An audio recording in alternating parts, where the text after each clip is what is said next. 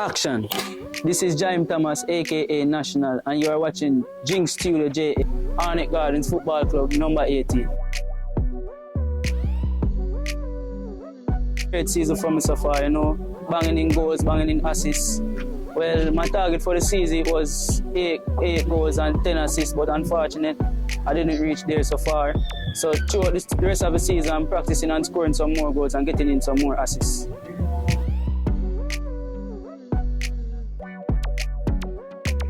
Best game for me this season, you know, I registered a goal and an assist in that match. Well, the atmosphere was pretty well, and I like the atmosphere in that game.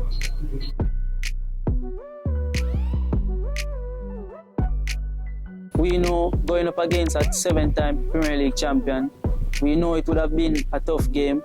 In the first half, we conceded a goal. In the second half, we came out and got our equalizer.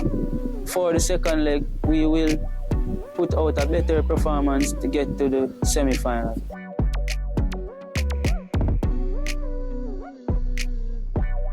I would love to say thanks to the Arnett Garden supporters for supporting us throughout the season. We really feel your support. I just wanted to come out and support the Arnett Gardens team tomorrow.